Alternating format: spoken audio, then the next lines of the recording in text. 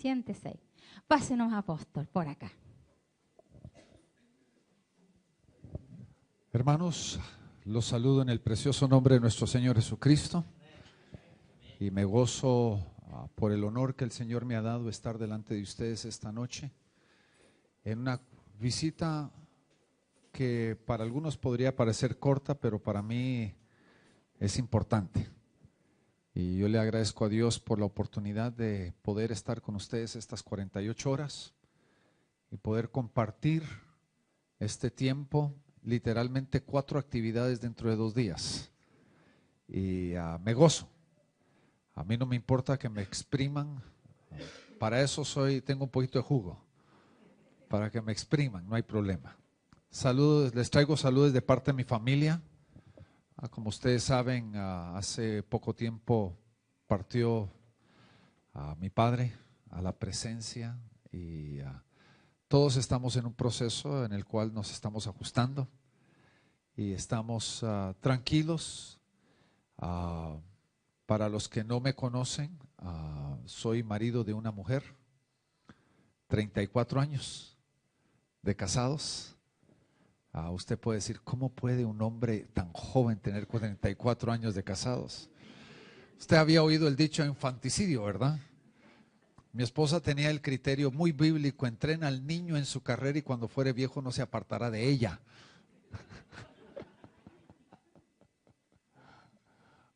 Mi esposa y yo nos casamos muy jóvenes. Mi esposa tenía 19 años, yo 20, cuando nos casamos, y tuvimos nuestra primera hija 10 meses más tarde. Y el Señor nos ha llenado la vida. Tenemos 4 hijos, todos adultos. El menor de nuestros hijos tiene 22 años, la mayor tiene 32. Desafortunadamente no tengo ni yernos ni nueras. No tengo todavía eso y por eso no tengo nietos. Y le echo la culpa a mi esposa, que ella es la que no me ha dado nietos, ¿verdad? Pero ahí estamos delante del Señor sirviendo. Vivimos radicados ahorita en este tiempo en la ciudad de Houston, Texas, en Estados Unidos. Hemos ido allá con la voluntad del Señor para sembrar iglesias de habla hispana. En el país, de que hay 45 millones de habla hispanos en Estados Unidos. Una nación entera. Solo Houston, que es la tercera ciudad más grande de Estados Unidos, tiene el mismo tamaño que Santiago. Tenemos 44% de habla hispana. Y hay gente que vive en esa ciudad de Houston que no tiene que aprender inglés. En todo restaurante, en todo almacén, hablan español. Y entonces es un campo también productivo. Y estamos sembrando iglesias de habla hispana, no solamente en Houston, sino en la nación de Estados Unidos. Y de ahí también estamos supervisando la obra que el Señor nos ha entregado. Viajo aproximadamente 3 veces al mes afuera del país. La iglesia ya está acostumbrada de que 2 fines de semana yo estoy fuera. Viajo 2 fines de semana y otro de los ministros se encarga. Este domingo mi esposa va a estar predicando. Ahorita tenemos servicio en nuestra iglesia y uno de mis asistentes está trayendo la palabra ahorita. Y entonces es parte de la vida. Ya la familia ya está acostumbrada, ya 34 años de estar viajando. Ya es parte del pan diario. Ahora cuando me quedo mucho tiempo, mi esposa me dice, ¿no tenés algún viaje?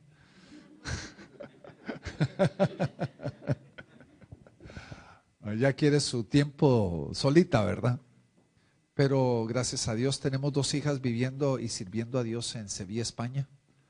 Allá viven ellas 2 trabajando y sirviendo a Dios allá. El Señor se las llevó muy, muy lejos.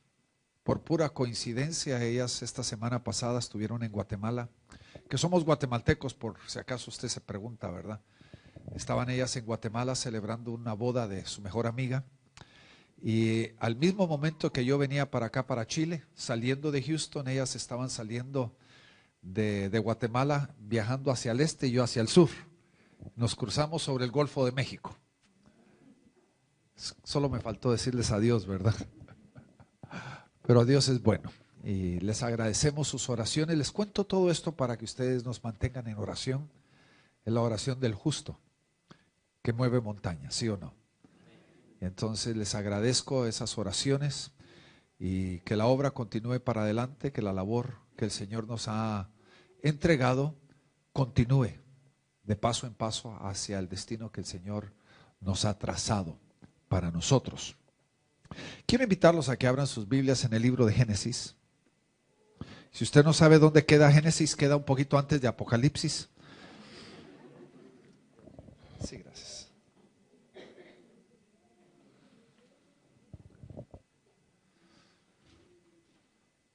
Si no sabe antes de Apocalipsis, tal vez despuesito de Apocalipsis también queda. Génesis capítulo 22. Encontramos una historia, una de las más fascinantes de la Biblia. Y yo no me canso de decir fascinante porque yo le voy a decir, toda historia bíblica es fascinante. Yo me quedo boquiabierto cada vez que leo alguna de las historias bíblicas porque me dejan asombrados de la magnificencia de nuestro Dios. Y aquí en el capítulo 22 quiero leerlo y vamos a leer los primeros versículos hasta el versículo 13, del 1 al 13. Y si usted me acompaña con sus ojos, y si no trajo Biblia, acérquese a un cristiano a la par.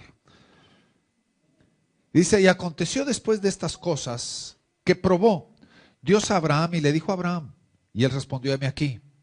Y dijo: toma ahora a tu hijo, a tu único, a Isaac, a quien amas, y vete de la tierra a la tierra de Moría, y ofrécelo ahí en el holocausto sobre uno de los montes que yo te diré. Y Abraham se levantó muy de mañana, enalbardó su asno y tomó consigo 2 mozos suyos y a Isaac su hijo, y cortó la leña para el holocausto, y levantóse y fue al lugar que Dios le dijo. Y al tercer día alzó Abraham sus ojos y vio el lugar de lejos, y entonces dijo Abraham a sus mozos: esperaos aquí con el asno, yo y el muchacho iremos hasta ahí, adoraremos y volveremos a vosotros. Y tomó Abraham la leña para el holocausto y púsola sobre Isaac su hijo, y él tomó consigo en su mano el fuego y el cuchillo, y fueron ambos juntos. Y entonces habló Isaac a Abraham su padre y dijo: Padre mío. Y él respondió: heme aquí, mi hijo. Y él dijo: he aquí el fuego y la leña, mas ¿dónde está el cordero para el holocausto? Y él respondió a Abraham: Dios se proveerá de cordero para el holocausto, hijo mío. E iban juntos. Y cuando llegaron al lugar que Dios les había dicho, edificó a Abraham ahí un altar, y puso la leña, y ató a su hijo Isaac, y puso en el altar sobre la leña. Y extendió Abraham su mano y tomó el cuchillo para degollar a su hijo. Y entonces el ángel de Jehová le dio voces del cielo y dijo: Abraham, Abraham. Y él respondió: heme aquí. Y dijo: no extiendas tu mano sobre el muchacho ni le hagas nada, porque ya conozco que temes a Dios, pues no me has rehusado a tu hijo, tu único. Y entonces alzó Abraham sus ojos y miró, y aquí un carnero a sus espaldas, trabado en un zarzal por sus cuernos. Y fue Abraham y lo tomó, y tomó el carnero y ofreciólo en holocausto en lugar de su hijo. Esta es una de los, como le digo, una de las historias más fascinantes y probablemente una de las más trascendentales en la Biblia, porque Abraham no era simplemente un cualquiera. Dios lo había destinado para ser el padre de muchas naciones, el padre de muchas gentes, el padre que iba a traer una bendición, iba a declarar bendición e iba a ser de bendición a las naciones. Y entonces, entre mayor es nuestro llamado y mayor es el propósito de Dios, de esa misma medida es también el proceso que Dios nos mete. ¿Está conmigo? Si el Señor nos va a levantar aquí, el proceso también es conforme a esa misma medida. Y por eso comienza en el versículo número 1 diciendo: y probó Dios a Abraham. Y en esta historia vamos a encontrar el proceso que Dios puso en la vida de Abraham para llevarlo a él al nivel que él tenía que llevarlo, para poder subirlo a que él pudiera ver y experimentar y conocer a Dios a una manera diferente. Y comienza esta historia en el versículo número 1 diciendo: y probó Dios a Abraham. ¿Por qué? En un mundo en el cual nosotros nos encontramos, donde el mensaje del día en muchísimas de las iglesias, y no lo digo en forma vamos a decir, denigrante o tratando de minimizar o tratando de insultar a cualquier iglesia. Lamentablemente, las iglesias están dándole al pueblo lo que el pueblo quiere. Pero se ha obviado un mensaje en donde nosotros tenemos que entender la obra de Dios por completo. Y yo he oído los mismos predicadores. Me recuerdo a un predicador que una vez invitamos a nuestra iglesia, donde hizo esta declaración. Dijo: ningún problema viene de Dios. Todos los problemas vienen del diablo. Y yo me rasqué la cabeza y dije: eso no es verdad. Porque Dios a veces pone situaciones difíciles en nuestra vida. Dios a veces nos pone a través de procesos difíciles. Porque el proceso difícil de nuestras vidas, es para poder capacitarnos, enseñarnos, para poder formarnos, para poder subirnos a un nuevo nivel. Porque si el Señor nos diera gloria y el Señor nos diera su obra completa sin posponernos a través de un proceso, fallaríamos. ¿Está entendiendo? Si pudieran apagar la música, por favor, ¿sí? Me está distrayendo. Gracias. Entonces, ¿qué pasa? La obra de Dios tiene un propósito. La obra de Dios tiene una razón de existir, y Dios a veces permite situaciones difíciles porque tiene un plan y un propósito en nuestras vidas. Y el pensar de que Dios no nos va a poner ninguna cosa difícil sería difícil de comprenderla. Por ejemplo, acompáñenme a través de las Escrituras y quiero que veamos varias cosas que creo que son importantes para nosotros. Por ejemplo, en el libro de 2 de Tesalonicenses, vamos a regresar a Génesis. Entonces, por favor, no vaya a cerrar Génesis, pero vaya a 2 de Tesalonicenses, en el capítulo número 1. Y comienza ahí, versículo 4, dice: tanto que, note aquí, nosotros mismos nos gloriamos de vosotros en las iglesias de Dios y vuestra paciencia y fe en todas, ¿qué? Persecuciones y tribulaciones que soportáis. Es que, hermanos, entienda esto. Dios permite situaciones difíciles en nuestras vidas porque tiene un propósito. Cuando Pablo regresa del primer viaje misionero, él regresa a su iglesia donde él era miembro, la iglesia de Antioquía. Y cuando regresa de su primer viaje misionero, Pablo recuenta y dice ahí en el capítulo 14, versículo 22 de Hechos, dice de que el mensaje que él predicó entre todas las iglesias era esta: es menester que por medio de muchas tribulaciones entremos al reino. El mensaje escapista, como yo lo llamo, no es el mensaje del reino. No es que seamos masoquistas tampoco, que nos guste el dolor o que nos guste la dificultad, pero es inevitable de que nosotros podamos cruzar situaciones difíciles, porque es por medio de la situación que el Señor nos va a llevar a un nuevo nivel, que Él está formando nuestro carácter. Ahora sigamos con 2 de Tesalonicenses 1. Vea el versículo 5 ahora. ¿Qué dice? En vuestras persecuciones y tribulaciones que soportáis. Note aquí el versículo 5. ¿Qué dice?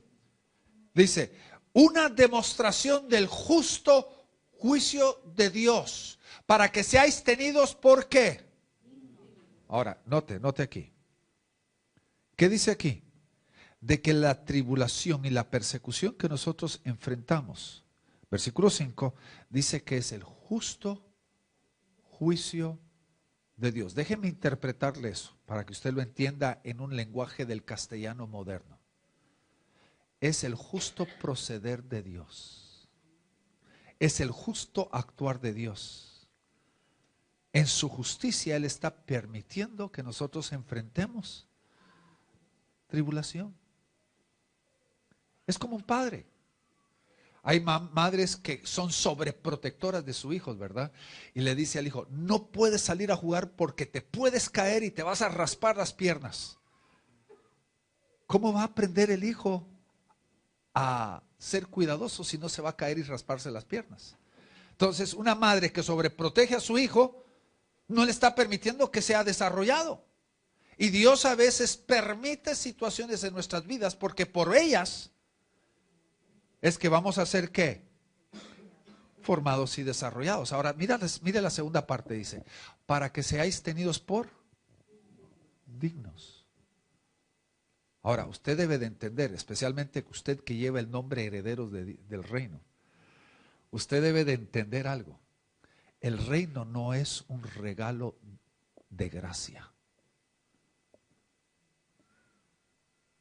El reino la alcanzamos a través de ¿qué? Dignidad. Y la dignidad se alcanza a través de la tribulación. Para que seáis tenidos por dignos de alcanzar el reino. Y es por medio de la tribulación que entraremos al reino, dice Pablo en Hechos 14:22, ¿sí o no? Que es necesario que por medio de tribulaciones entremos al reino. Para que seáis tenidos por él dignos del reino. Ahora regresemos por un momentito al libro de Santiago 1. Note usted, Santiago 1. Ahora, ¿por qué le estoy dando estos pasajes? Porque quiero que entienda otra cosa. Uno de los fundamentos fuertes de la palabra de Dios es cuando usted puede mostrar a través de diferentes libros, a través de diferentes escritos y a través de diferentes escritores el mismo principio. Si 3 diferentes escritores dicen lo mismo, es porque es que 100% la verdad indudable.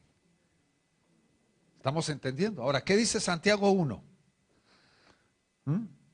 Note, versículo 2. Dice, hermanos míos, tened por sumo gozo cuando os halléis en ¿qué? Diversas pruebas. Ahora, no sé si usted ya notó que esta es la segunda vez que dice que debemos de tener gozo en medio de la prueba. Segunda de Tesalonicenses 1 lo dijo, ¿verdad?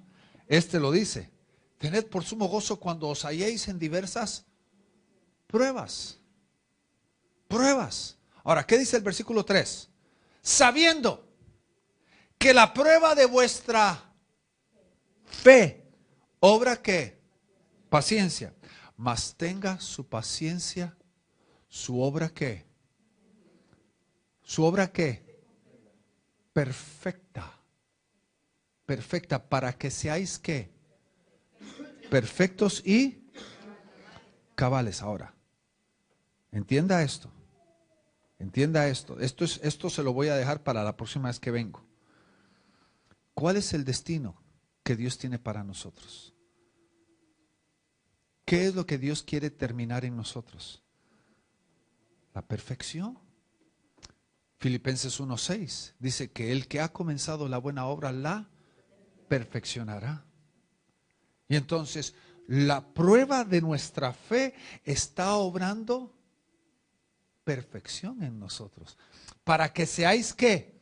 Perfectos y cabales. Yo no sé cómo lo dicen aquí, pero en mi tierra la palabra cabal significa que cuando uno va a comprar algo y le tienen que hacer un vuelto, le tienen que devolver un dinero y se lo devuelven enterito y cabal, exactamente lo que le tienen que devolver a uno, eso se llama cabal.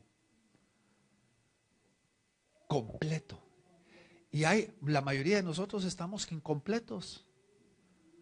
No porque nos falte un tornillo, sino estamos incompletos porque Dios todavía no ha terminado su obra en nosotros, de formarnos, de sacar de nosotros lo que Él tiene que sacar, de introducir en nuestra vida lo que Dios tiene que trabajar para que seamos completos, perfectos y cabales, sin que nos falte cosa alguna.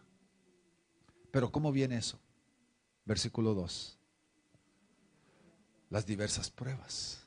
Porque la prueba de nuestra fe produce paciencia y la paciencia su obra perfecta para que seamos nosotros perfectos y cabales, sin que os falte cosa alguna. Y entonces, ¿qué es lo que Dios está haciendo en nosotros? Ahora vayamos a 1 Pedro 1:6. Primera de Pedro 1:6. Ahora, recuérdese, este es el tercer escritor, ¿sí o no? Ya vimos Pablo, ya vimos Jacobo o Santiago, y ya vimos ahora Pedro. Ahora, ¿qué dice Primera de Pedro? Note lo que dice. Déjenme encontrarlo. Versículo 6 dice: en lo cual vosotros alegráis, estando al presente un poco de tiempo, afligidos en diversas pruebas, si es necesario. ¿Qué dice Pedro? El tercer escritor, que dice de que podemos nosotros tener alegría y gozo en medio de ¿qué? De la prueba. Tercer escritor, y dice que todo cristiano tiene que cruzar ¿qué? Prueba. Ahora, ¿qué dice? Vosotros alegráis, estando al presente por un poco de tiempo. Aquí está la gran verdad de Dios. Toda prueba es temporal. Hasta que se termine lo que Dios está queriendo hacer en nosotros. Es temporal. Ahora, la temporalidad de Dios es muy diferente a la temporalidad nuestra. Porque ¿qué son 40 años ante la eternidad? Porque cuando Dios dice un poco de tiempo, eso podría significar 40 años. Ante la eternidad de Dios. Y entonces Dios dice, por un poco de tiempo seréis afligidos. ¿Estamos bien? Versículo próximo. Note. Para que la prueba de vuestra ¿qué? Fe, mucho más preciosa que el oro, el cual perece, bien que sea probado con fuego, sea hallada en alabanza, gloria y honra cuando Jesucristo fuere manifestado. Ahora, ¿qué dice aquí? Oiga bien, dice que toda prueba comienza con que nuestra fe es probada. ¿Qué está siendo probado? Nuestra fe. Y hermano, la fe no es aquella energía que lleva a que nosotros podamos alcanzar sanidad, o la energía que nos lleva a que nosotros podamos ver cómo se multiplica el dinero, ¿verdad? Cómo Dios nos bendice en la multiplicación de dinero. No, no, no. La fe comienza como un elemento fundamentador. ¿Qué le dijo Jesucristo a Pedro? Pedro, yo estoy orando para que tu fe no te falte. Porque Pedro iba a ser sacudido esa noche. ¿Sí o no? El enemigo ha pedido por tu alma, pero yo estoy orando para que tu fe no te falte. Jesucristo le estaba diciendo a Pedro, Pedro, yo estoy orando que la fe sea tu cimiento, que cuando venga el terremoto, cuando venga la prueba, tú no seas sacudido. Porque lo que va a ser probado es que la fe. Cada vez que tú estás en medio de la prueba, lo que está siendo probado es tu fe. Ahora note lo que dice aquí. Y la fe es mucho más preciosa que el oro, que es probada con fuego, para que nosotros seamos hallados, ¿qué? Para alabanza de Dios, para la gloria de Dios. Versículo 7. Note. Cuando Jesucristo sea manifestado. Ahora le pregunto, ¿cuándo es que Jesucristo va a ser manifestado? Es que antes de que Jesucristo sea manifestado en la segunda venida, Él tiene que manifestarse en ti. Porque tú y yo estamos siendo formados a la imagen de Él. Y entonces, la prueba que está haciendo, está formando la imagen de Cristo en ti. Aún la Biblia dice que el que tiene prueba deja de pecar. Si tú no estás en prueba, te garantizo, estás en medio de pecado. Porque la prueba es lo que te forma el carácter de Cristo en ti. ¿Estamos comprendiendo? Entonces, ¿qué es lo que está diciendo aquí? Regresemos a Génesis. Y comienza diciendo ahí en el capítulo 22, y probó Dios a Abraham. Le pregunto, ¿qué estaba haciendo Dios? Estaba probando a Abraham. Ahora, aquí hay algo que es bien importante entender. Oiga bien lo que le voy a decir. Lo que el diablo hace en tu vida no es una prueba. El enemigo te va a poner una tentación. El enemigo va a tratar de hacerte tropezar. Lo que hace el enemigo en tu vida es, él quiere ponerte una situación para destruirte. Lo que Dios hará en tu vida es nunca con la intención de destruirte. Lo que Dios hace en tu vida, aunque sea difícil, siempre tiene la intención de formarte y de elevarte a un nuevo nivel. Y aún lo que Dios hace puede ser más difícil que el enemigo. Porque Jesucristo, la palabra claramente nos dice de que el Señor nunca nos va a tentar a nadie. La tentación es para destrucción, pero la prueba es ¿para qué? Para fortalecerte. ¿Me entiendes? Entonces, cuando dice aquí, y probó Dios a Abraham, no fue para destruirlo a él, sino para que él verdaderamente sea formado, para que él pueda subir a un nuevo nivel, para que él pueda alcanzar el destino de Dios. Él tenía que ser el precursor, él tenía que ser la punta de lanza, él tenía que abrir una brecha para un pueblo que iba a seguir detrás de él, generaciones que iban a seguir sus pisadas, y él tenía que cruzar esa prueba para que Dios pudiera formarlo a él, para que él pudiera convertirse en el líder que Dios quería que él fuera. Y no lo iba a hacer sin la prueba. Ahora, ¿cuál fue la prueba? Imagínense un día Dios se le acerca a Abraham y le dice, ustedes saben que Dios tenía conversaciones con Abraham, ¿verdad? Dios se le acerca a Abraham y le dice, hola Abraham, ¿cómo estás? Y oye, ¿cómo está tu hijo Isaac? Y entonces me imagino de que Abraham le dice, ay Señor, el amor de mi vida. Es mi vida. Es mi legado. Daría por él todo, hasta moriría por él. De veras le dice, es que Abraham, yo he visto cómo te has olvidado de mí. Desde que nació tu hijo, ya no me buscas como me buscabas antes. Ahora te has derramado en él. Ay, Señor, es verdad. ¿Qué quieres, Señor? Quiero que me lo des en sacrificio. Pero, Señor, tú me lo regalaste. Sí, por eso te lo estoy diciendo, dámelo.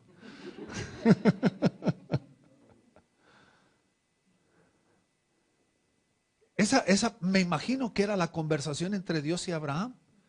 Y entonces Dios le dice a Abraham, dame a tu hijo, a tu único, al que tú amas, más que el aire que respiras. Él es tu futuro, es tu legado. Dámelo en sacrificio. Y entonces Dios le da una orden y le dice, quiero que lo lleves a un monte llamado Moría y allá me lo vas a entregar en sacrificio. Y dice ahí de que desde ese momento en adelante yo quiero llevarlo a usted a través de varios pasos que yo creo que son importantes, varias cosas que si tú te encuentras en un tiempo de dificultad, cosas que Dios está permitiendo en tu vida, yo quiero que tú mires estos pasos que tomó Abraham para poder tener victoria en medio de la prueba. Varios pasos que te van a dar a ti la victoria en medio de la lucha. Porque aquí en este pasaje vamos a encontrar cómo Abraham caminó en victoria en medio de la prueba. ¿Están conmigo? ¿Quieren aprender eso? Vamos al versículo número 3. Note aquí. Dice, y Abraham se levantó muy, ¿de qué? De mañana, enalbardó su asno y tomó consigo 2 mozos suyos y a Isaac, su hijo. Aquí está la primera cosa. Abraham, dice la historia, era riquísimo. Diga conmigo esa palabra. Riquísimo. Era el hombre en ese entonces probablemente uno de los hombres más ricos de la tierra. Era un hombre riquísimo, con ganado y con siervos y siervas de montón. Ahora, ¿por qué es esto importante? ¿Por qué le parece tal vez algún tipo de ironía a lo que estoy diciendo? Es porque quiero que entienda lo que dice este versículo 3. Porque note usted, dice, y Abraham se levantó muy de mañana, y Abraham enalbardó su asno, y a Abraham tomó consigo a 2 de sus criados y a Isaac su hijo. Es que, hermanos, óigame bien, cuando tú estás en medio de una situación difícil, tú no puedes delegarle a nadie esto. Nadie puede hacer por ti lo que tú tienes que hacer por ti mismo. Hay cosas en la vida que son tuyas y solo tuyas. La gente te puede apoyar en oración y la gente te puede animar y la gente puede orar contigo y la gente te puede dar aliento y ánimo, pero la gente no puede caminar en tus pisadas. Hay cosas que son para ti y solamente para ti. Y un hombre que era riquísimo en gran manera, él hubiera podido decir, oye, tú, arregla el asno, por favor. Tú corta la leña y por favor cárgala. Y tú, delegar todo. Pero la Biblia dice que él no delegó nada. Él lo hizo todo. ¿Sabes por qué? Porque nadie puede hacer lo que tú tienes que hacer. La segunda cosa que encontramos aquí es de que dice, y se levantó muy de mañana. ¿Qué harías tú si Dios te diría, quiero que mañana tú vayas y hagas, vamos a decir, tú acabas de comprar un vehículo nuevo, nuevecito, lo compraste 0 kilómetros y Dios te dice, quiero que mañana tú lleves tu vehículo y se lo vas a regalar a fulano de tal? ¿Qué harías tú? Bueno, mañana incluye hasta las 11:59 de la noche. Y yo voy a esperar y voy a gozar mi vehículo hasta lo último minuto porque mañana todavía es 11:59. No, Abraham, ¿qué hizo? Imagínese usted, visualice a Abraham como un empresario. Yo no soy empresario, pero yo tengo muchísimo trabajo. Yo tengo citas, cosas que yo tengo planificadas ya. Cuando yo regrese a casa, yo ya tengo citas alineadas para cuando yo estoy de regreso. Tengo cosas que tengo que hacer. Imagínense que Dios viene con Abraham, un hombre riquísimo, con un montón de trabajo, muchas cosas que tiene que hacer. Y Dios le dice, mañana quiero que vayas y hagas esto. Abraham cancela todo y empieza desde temprano en la mañana haciendo lo que Dios lo llamó. ¿No le parece a usted de que esta es una cualidad que debería estar en nosotros? Que cuando nosotros le digamos al Señor, si tú quieres que yo haga algo difícil, lo voy a hacer desde temprano. No voy a esperar de último. Es una cualidad, ¿sí o no? Que lleva a la victoria, que lleva al triunfo en medio de la lucha, que lleva a que nosotros podamos ser victoriosos en medio de la prueba. Veamos la segunda cosa aquí en la segunda parte de este versículo 3. Y dice, se levantó muy de mañana, enalbardó su asno y tomó consigo 2 siervos suyos y a Isaac su hijo. ¿Y qué? Y se fue al lugar que Dios le había ¿qué? Mandado. Ahora, ¿por qué esto es importante? Oiga, versículo 2 le dice Dios, yo quiero que tú lo lleves a un monte llamado Moría. Y allá me lo vas a sacrificar. Ahora, ¿qué pasa con la mayoría de nosotros? Nosotros somos buenos negociantes con Dios, ¿verdad? Nos gusta negociar con Dios. Y entonces nosotros cuando Dios nos pide algo, nosotros empezamos como una negociación para ver si nosotros podemos darle a Dios menos. Cuando mi esposa y yo vivíamos en Guatemala, todos los lunes era nuestro día libre. Y era el día que íbamos al mercado, a la feria, a hacer nuestras compras de verduras y frutas. Y la parte de la tradición guatemalteca es la negociación cuando uno está comprando.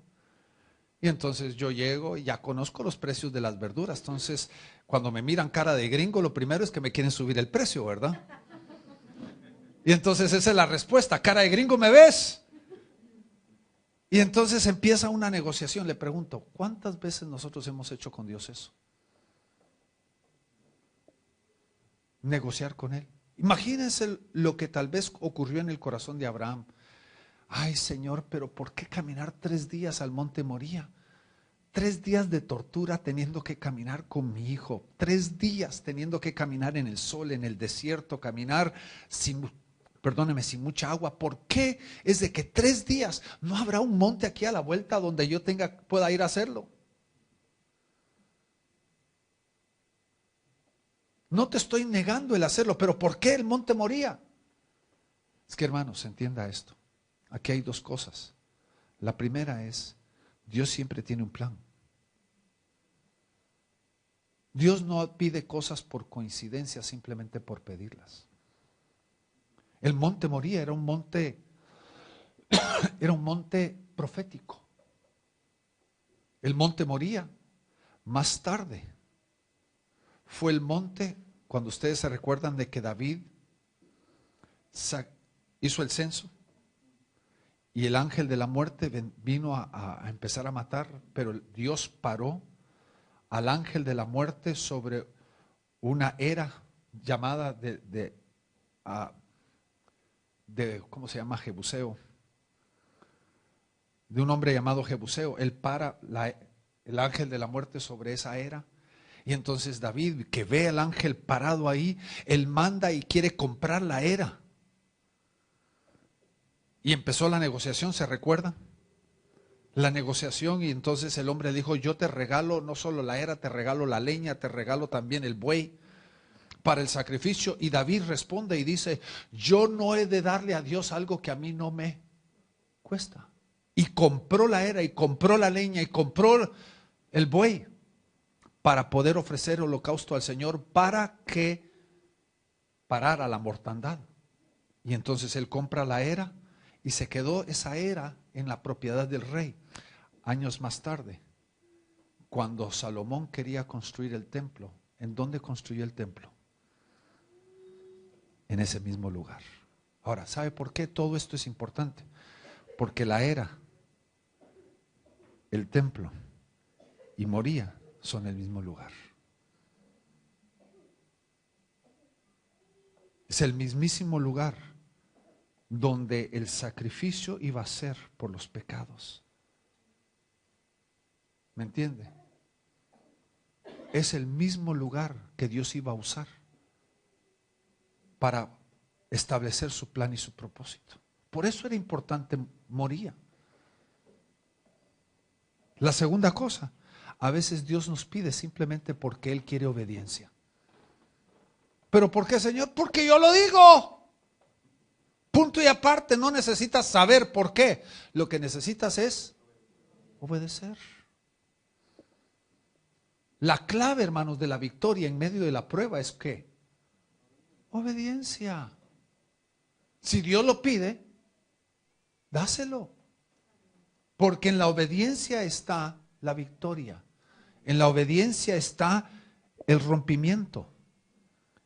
La tercera cosa, dice que al tercer día ellos estaban caminando y llegan a las faldas del monte. Llegan a las faldas del monte. Y en el versículo número 5, note aquí. Y entonces dijo Abraham a sus siervos, esperaos aquí con el asno, yo y el muchacho, que gramaticalmente está incorrecto, pero tiene un gran propósito ahí. Yo y el muchacho, aquí dice, subiremos, adoraremos y volveremos. Y no solo volveremos, sino volveremos a vosotros. Ahora, ¿por qué esto es relevante? Porque Abraham no era un tonto. Abraham entendía lo que iba a ocurrir en el monte. Él comprendía lo que iba a suceder. Y para mí sería tan difícil aún contarles a ustedes el proceso, porque es casi contarles como una película de adultos. Una película ya con mucha sangre. Pero lo que iba a ocurrir es de que Isaac iba a ser puesto a muerte, iba a ser cortado en pedazos. iba a ser puesto sobre el altar del sacrificio y el fuego iba a encender ese sacrificio. Y lo único que iba a quedar al final era ceniza. Pero Abraham todavía dice, yo y el muchacho subiremos, adoraremos y volveremos. Ahora, ¿por qué es esto relevante? Óigame bien. Porque esto fue lo que introdujo a Abraham a los héroes de la fe. Este punto fue lo que lo introdujo a él a los héroes de la fe. Porque él sabía de que el hijo de la promesa era el hijo de la promesa. Diga conmigo eso. El hijo de la promesa es el hijo de la promesa. Él sabía que si Dios había dicho, en Isaac está tu descendencia, Abraham entendía de que en Isaac se iba a cumplir la promesa. Eso significa de que aunque Isaac muriera, aún de la ceniza, Dios lo levantaría. Y él le dio a la orden a los siervos y le dijo, no se vayan de aquí, porque yo no regreso solo. Yo no voy a bajar hasta que mi hijo esté listo para bajar. Y esa fue la obra de la fe de Abraham. Porque Abraham en sus palabras declaró lo que Dios ya había declarado, de que en Isaac era la promesa. De tal forma que Abraham dijo, yo no tengo problema de llevarlo a la muerte. Porque yo sé que de aún desde la muerte el Señor lo puede levantar. Porque en Él está la promesa. ¿Está entendiendo? Ahora, ¿cuál fue el acto ahí de Abraham? ¿Cuál fue el acto de Abraham ahí? Fue un acto de fe. ¿Y qué es la fe? Fe es la certeza de la palabra de Dios. Fe es la certeza de lo que Dios ha prometido que Él hará. Fe es entender lo que Dios hará. Y por eso es que Abraham entra a los héroes de la fe, porque él comprendía de que sin Isaac no se iba a cumplir la promesa, y afuera de Isaac Dios no iba a cumplir la promesa. Que no era en Ismael, no era en Jacob, no era en Esaú, no era en José, ni en Simeón, ni en Judá. ¿En quién era la promesa? En Isaac. Y sin Isaac no había promesa. Y entonces Abraham se para en la certeza de que Dios dijo, en Isaac se cumplirá la promesa. Y entonces él dijo, a mí no me importa darle muerte, porque sé de que aún de la muerte Dios lo va a levantar. Ahora imagínese usted qué tal influencia tenía este hombre sobre su hijo, de que el hijo se deja amarrar y se deja hasta el punto de degollarlo. Y no le peleó. Porque Abraham estaba tan certero que me imagino que le dijo a su hijo, hijo, vas a morir, pero yo te voy a decir, Dios te va a levantar de los muertos.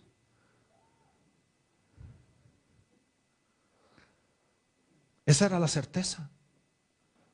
Ahora sigamos a lo próximo, versículo 8. Y respondió Abraham, Dios se proveerá de cordero para el holocausto, hijo mío. E iban juntos. La pregunta era esta. Isaac le pregunta al padre, papá, yo llevo la leña, tú llevas el fuego, pero ¿en dónde está el cordero para el holocausto? Una pregunta razonable, ¿verdad? Vamos a ir a adorar. ¿En dónde está el cordero? ¿Y cuál era la respuesta? Jehová Jireh. Jehová Jireh. Que en realidad muchos de nosotros malinterpretamos esa palabra, porque no es Jehová proveerá, sino la respuesta correcta de Jehová Jireh es: Dios se hará a sí mismo provisto por nosotros. Dios se proveerá a sí mismo por nosotros. Esa es la respuesta de Jehová Jireh. Porque cuando nosotros vemos esta interpretación o este entendimiento de Jehová Jireh, no es simplemente de que Él va a proveer dinero, Él va a proveer casa, o Él va a proveer esposo, Él va a proveer esposa, Él va a proveer hijo, sino es el verdadero entendimiento de la salvación, porque Jehová Jireh comienza con el entendimiento de la salvación. Cuando Dios desde la eternidad hasta la eternidad vio y conoció a toda la humanidad, de todos los que iban a nacer de mujer, y dijo, ¿quién puede morir por la humanidad? No encontró uno solo que fuera digno de morir por la humanidad. Y entonces Dios dijo, yo proveeré cordero para el holocausto. Y Dios no proveyó un hombre común, sino se proveyó a sí mismo por nosotros. Entonces cuando Abraham le dice, Jehová Jireh, le estaba diciendo proféticamente, mi hijo, hoy Dios va a proveer para nosotros, pero mañana Dios se va a proveer para nosotros. Ahora, ¿cuál es la clave de esto? En medio de nuestra prueba, la clave de esto es de que tenemos que aprender a conocer a Dios. La respuesta de Abraham estaba fundamentada en conocer a Dios. Y el problema en nosotros, ahora en este año, en este tiempo en el cual nosotros vivimos, es de que hay dos formas de conocer a Dios. Dos maneras de conocer a Dios. La primera es teórica. Tú lo puedes conocer a través de las páginas, tú lo puedes conocer a través de una enseñanza, tú lo puedes conocer escuchando un mensaje. Y todo ese conocimiento es teórico. O lo puedes conocer experimentalmente. ¿Cuál es más valioso? El grave problema con nuestra humanidad es que tenemos mucho conocimiento teórico, muy poco conocimiento experimental. Le pregunto, ¿cuál era este en la vida de Abraham? ¿A qué instituto bíblico había asistido él para conocer Jehová Jireh? ¿Ah? ¿Quién le había enseñado esto? ¿Qué maestro, qué pastor y qué apóstol le había enseñado el término Jehová Jireh? Nadie. La única forma de conocerlo ahí era experimental. Y creo que usted debe de entender, el conocimiento experimental de Dios es el que nos da la victoria. Porque cuando yo conozco a Dios, Dios me puede pedir cualquier cosa porque yo confío en Él. Porque ¿cómo puedo yo confiar en alguien que no conozco? El conocer a Dios me lleva a que yo pueda confiar en Él. El conocer a Dios me lleva a que yo pueda hacer lo que Él me pide. ¿Cuántos de ustedes han visto, o los padres que están aquí, han visto una situación como esta, verdad? De que el hijo varón se sube a un árbol y como es fácil subirse, después lo difícil es bajarse. Y entonces el niño empieza a gritar, papi, ayúdame, no me puedo bajar. Y el papá viene debajo del árbol y le dice, mijo, tírate. Si el hijo conoce a su padre, confiará en su padre y se tirará. Pero el hijo que no conoce a su padre y no confía en su padre, le va a decir, papi, no es que me vas a botar.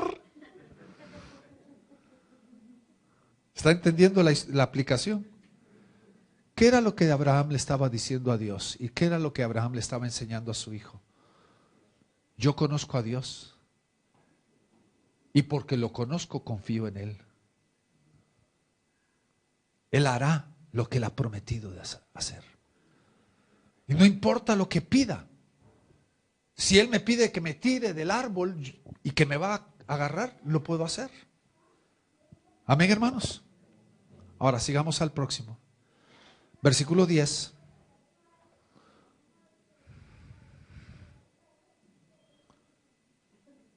Y dice, y extendió Abraham su mano y tomó el cuchillo para degollar a su hijo.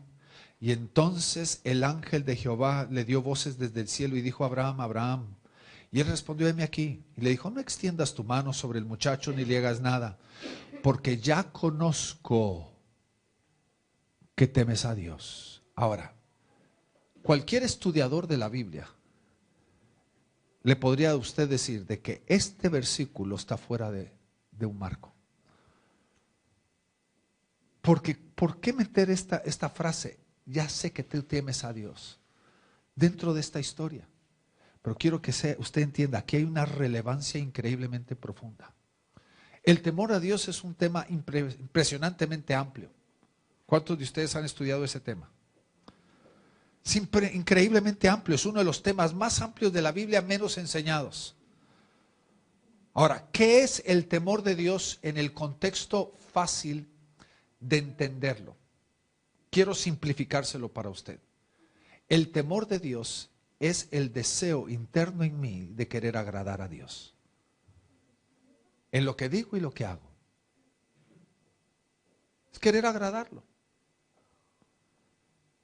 El temor de Dios se puede manifestar a través de muchas maneras, donde yo sé que Él me observa, yo sé que Él conoce lo que está pasando en mi vida, que no puedo hacer nada a escondidas de Él. Muchas cosas podríamos aplicarlas. Y la Biblia dice de que el temor de Dios es el proceso de nuestra vida. Por eso el sabio Salomón, la base de todos sus escritos es el temor de Dios. Comienza sus escritos diciendo: el principio de la sabiduría es el temor de Dios. Termina sus escritos diciendo: el final de todos los discursos es este: teme a Dios. Al final de Eclesiastés, en los últimos versículos de Eclesiastés, dice el resumen de todo lo dicho, de todas las miles y miles y miles y miles de palabras de sabiduría que he dado. Lo puedo resumir en este: teme a Dios. Ahora, ¿por qué es que el ángel le dice: ya sé que temes a Dios? Porque el temor de Dios o el temor a Dios lo llevó a querer agradarlo. Porque le dice: porque sé que temes a Dios y que no rehusaste a tu hijo, a tu único. Hay tantas veces que nosotros ponemos en la balanza de nuestra vida: ¿a quién amo más? ¿Amo más mi vehículo que mi hijo? ¿Amo más mi profesión que mi familia? ¿Amo más mi dinero que mi esposa? ¿Amo más mi trabajo que Dios? ¿Y qué era lo que Dios le estaba diciendo a Abraham? Hoy descubro de que verdaderamente y sobre todas las cosas me amas a mí. Porque aún a tu hijo que tú amas, increíblemente, no me lo has rehusado. Me has demostrado que me amas a mí más que a tu hijo. Porque quieres agradarme. La pregunta para ti esta noche es esa: ¿qué es lo que tiene tu corazón? ¿Qué posee tu corazón? ¿O quién posee tu corazón?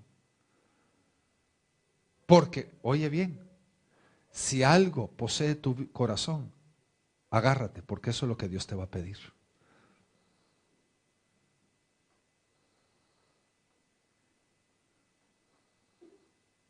Lamentablemente, la verdad, Dios te lo va a pedir. ¿Y cuántas veces en el caso mío, 34 años de ministerio, el Señor me ha pedido cosas? Y simplemente para probarme, me ha dicho: ¿estás dispuesto? Y si la respuesta es sí, a veces me dice: tranquilo, solo estaba probándote.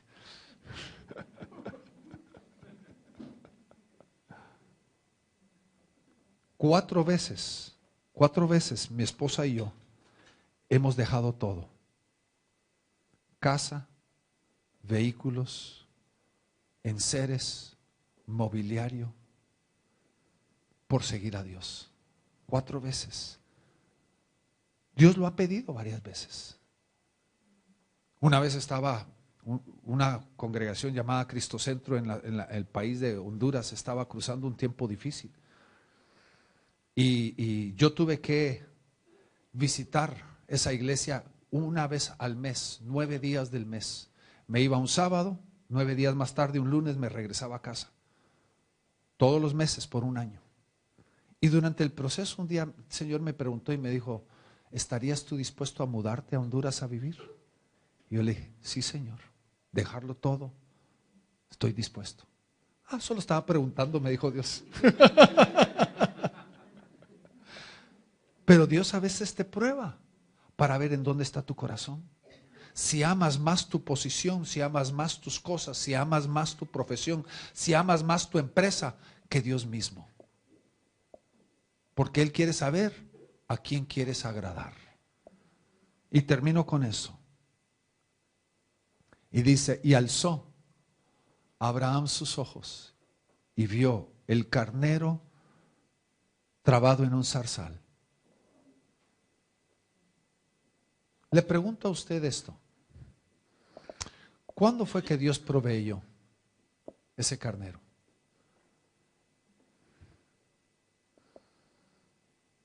Porque, hermanos, yo le voy a decir, ese carnero trabado en un zarzal hubiera hecho un alboroto por tratar de salirse de ese zarzal.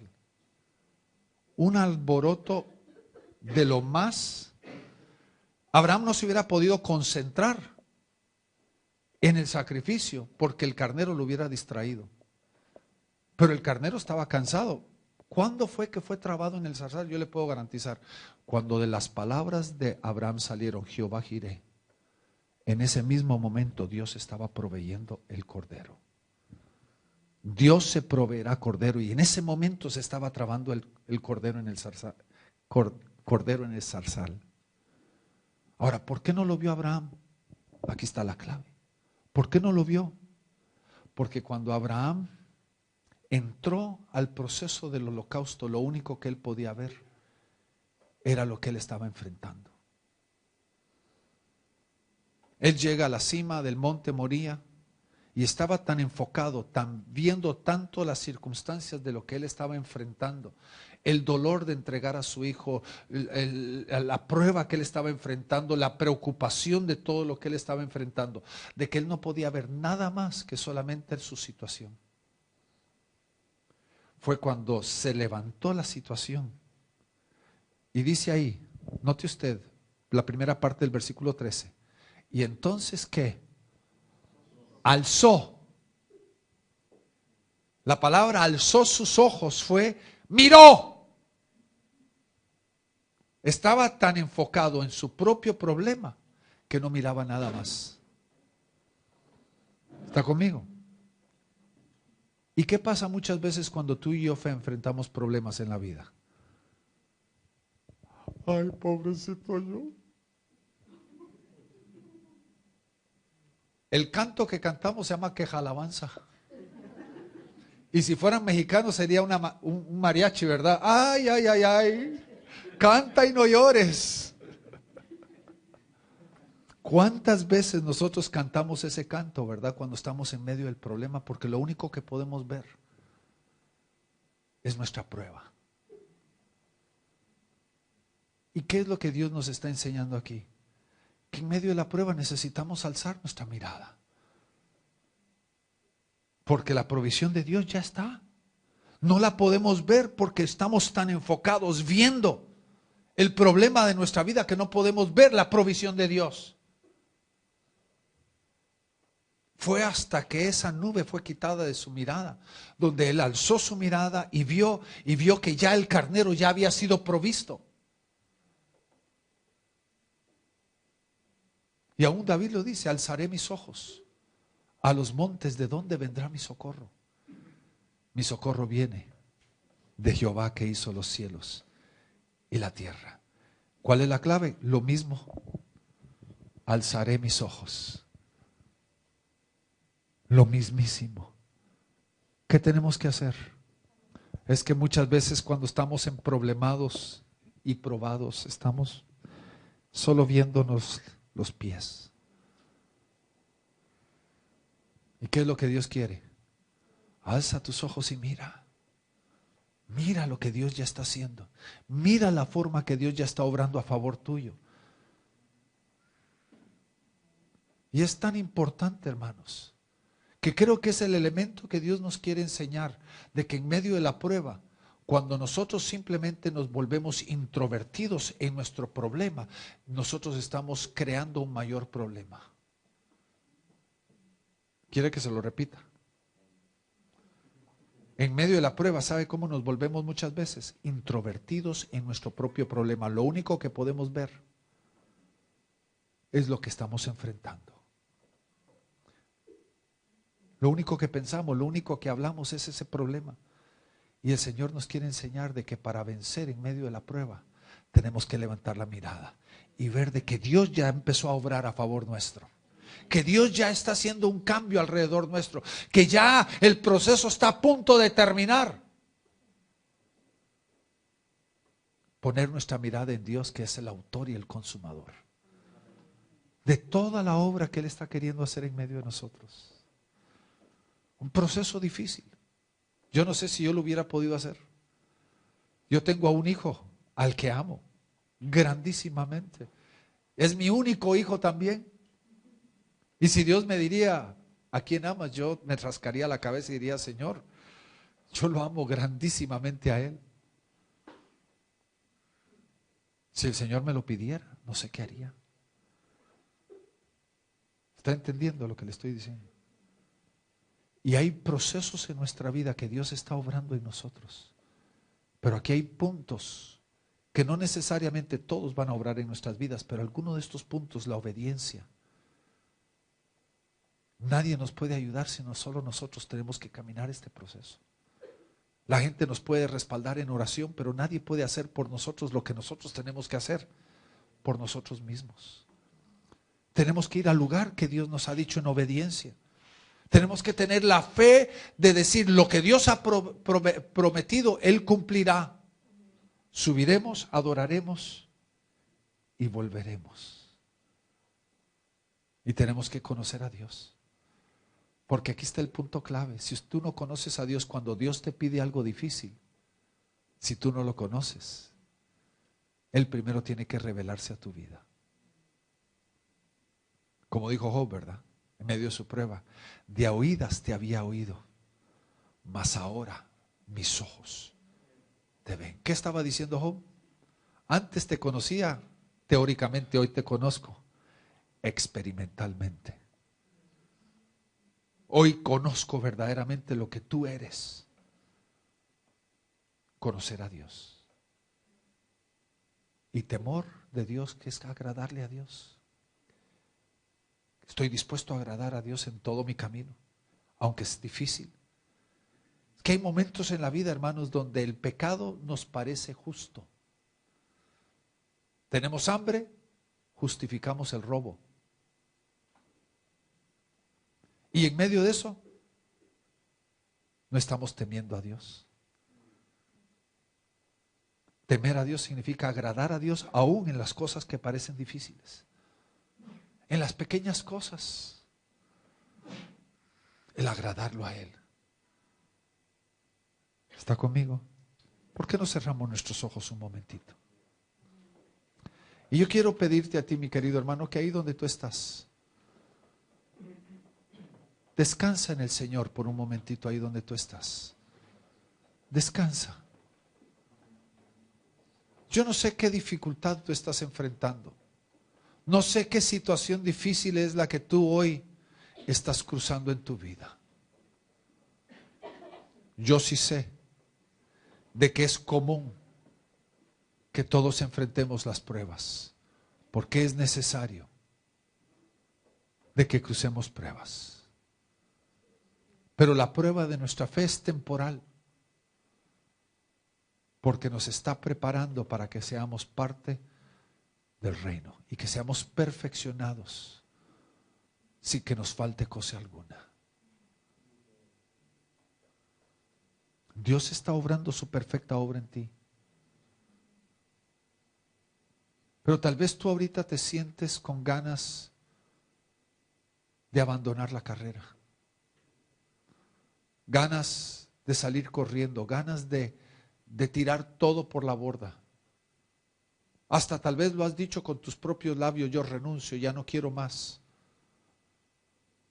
Algunos tal vez podrían hasta en su propio matrimonio decir, yo ya no aguanto más este matrimonio, quiero un divorcio. Y tú puedes pensar de que la prueba ya ha sido abrumadora, ha sido demasiada para ti. y sientes de que ya estás siendo roto, quebrantado por medio de la prueba, yo quiero que tú sepas, el Señor está obrando su perfecta obra en ti, porque te está perfeccionando para lo que Él quiere que tú seas. Si este mensaje es para ti, yo te pido ahí donde tú estás que te pongas de pie, quiero orar contigo. Y tú le puedas decir, Señor, yo siento que me estoy quebrando, pero hoy quiero conocerte. Hoy quiero depender en ti. Hoy quiero que tú, Señor, vengas a mi hombre y mi mujer interior y me fortalezcas. Que tú vengas a hacer tu obra perfecta en mí. Si este mensaje